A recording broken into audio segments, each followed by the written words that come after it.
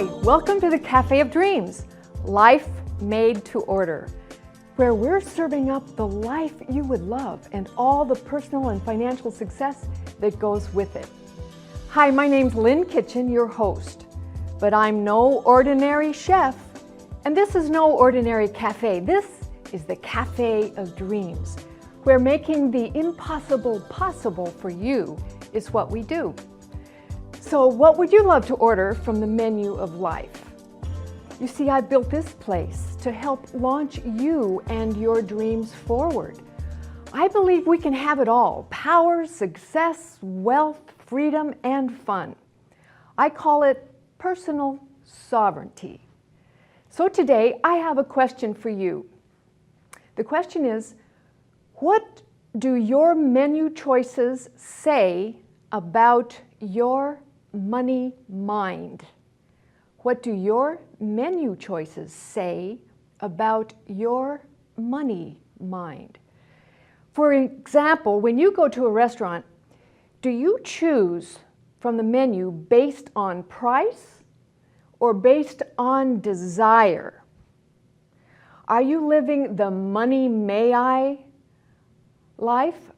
That is, living in the land of the restaurants that you go to. What kind of restaurants do you choose? Do you look for the restaurants that give you great deals or bargains? And how do you determine the value that you get from those bargains? Do you get voluminous amounts of bad food? Well, take what I can get. There's an attitude. There's also only just so much to go around. Maybe that's a money thought.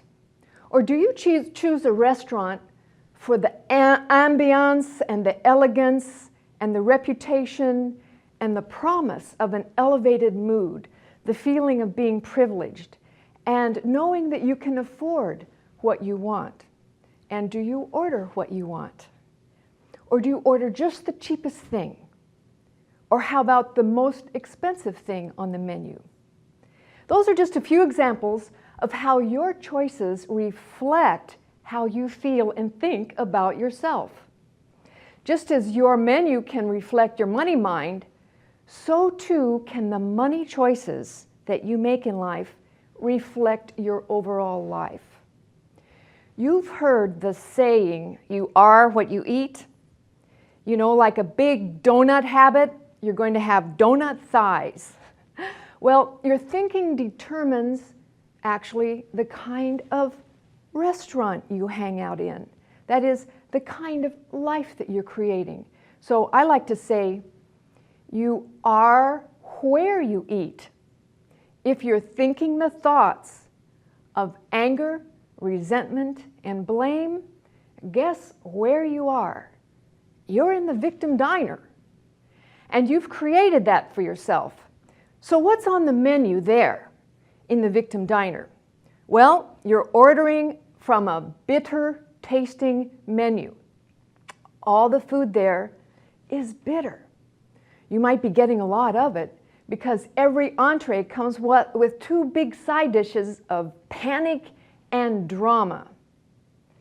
So you look at your life and you've got to say, what's on the menu here that doesn't look so good?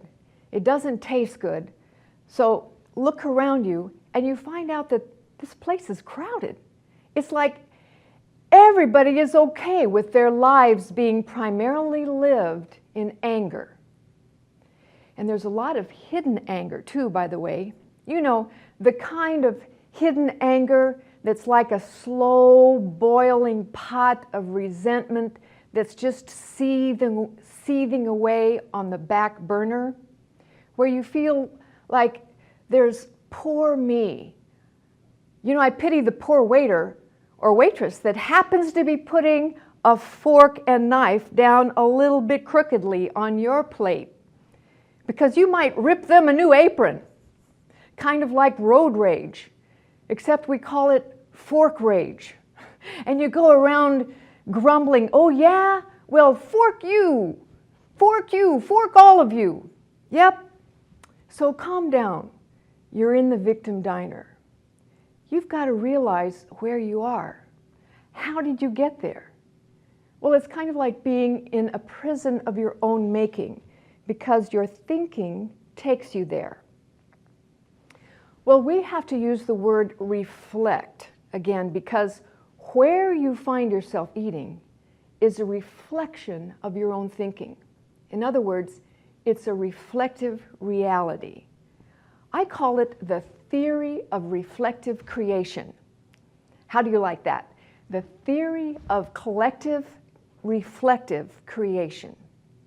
You create like a mirror the thoughts that you hold, and your life then reflects that. What it really is like eating your own cooking. That's what it is. And it relates to your money the same way. You see, you earn what you think you deserve. That's reflective creation. You actually create the amount of money in your life equal to how you are actually valuing yourself. What your thoughts you hold about yourself, with or without your knowledge, that's what you're creating. So what are you thinking? Here's a tip for the day. Notice what you are noticing. That's the first step, the underlying principle. Practice self-noticing. First, notice your feelings and follow your feelings to what thoughts are behind those feelings. What are creating those feelings? Just observe them. So the first step in anything is seeing where you are. Are you in the victim diner? Just use your observer self to notice. Notice how you're feeling, and notice that those feelings are tied to a way of thinking. And that way of thinking is creating your reality.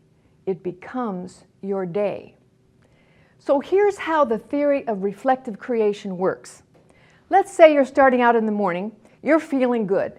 You're on your way to work, and as you drive, you notice that your mind is replaying a conversation that you had last night with your boyfriend or with your sister, and needless to say, the decibel levels in your mind starts to increase as you rehearse in your mind what you should have said, or here's what they really needed to hear from me, and how you're going to set it right once and for all, and how dare they ignore you and your needs and dismiss you and call you names. Is that normal? And what if that argument is about money? Okay, now you can triple the decibels and it becomes a tape. You begin to play in your head on and on until you miss the stop sign, and until you end up in the parking lot at work and suddenly realize you don't even remember driving there at all. But here you are, and of course you're late for work, so you grab your purse and your coat and your umbrella and your keys, and suddenly your clothes, they don't fit right, and I feel so fat. And you really hate your job. But you begin to drop everything, and then it comes, oh, fork the job, fork everything, fork this life. I'll feel better if I can just have a donut. You know, it can happen in a split second. You can go from having a nice morning, and the next minute, boom, you're in the victim diner. And yes, you're cooking there, because what you're cooking with are the thoughts you're thinking.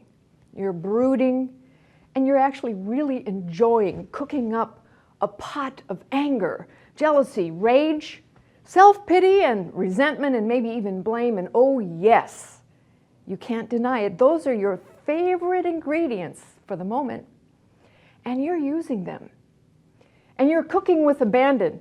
If your recipe calls for a little bit of salt to rub, well, you're pouring the whole can of salt in, just so you rub it into those wounds, because you're feeling like, you know, you want to just create the pain. So, you know, it's normal to find ourselves in the victim diner from time to time. And when you discover that you are there, you can realize it, And then you can say to yourself, oops, that's not it. That's not it. This is not who I am in this world, and it's not who I want to be. I don't want to produce this, and I don't want this reflection. This is not the reflection that I want to reflect at all. So you can go out the same door you came in, and you can choose to think differently in that moment. But if you find yourself in the victim diner all the time, then you will definitely need a full kitchen remodel. So that's when you can call me. I can help.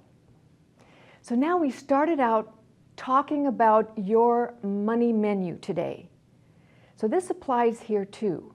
If you're angry about how much money you are making, or how little money you are making, or how much money your spouse is not making, you know that one.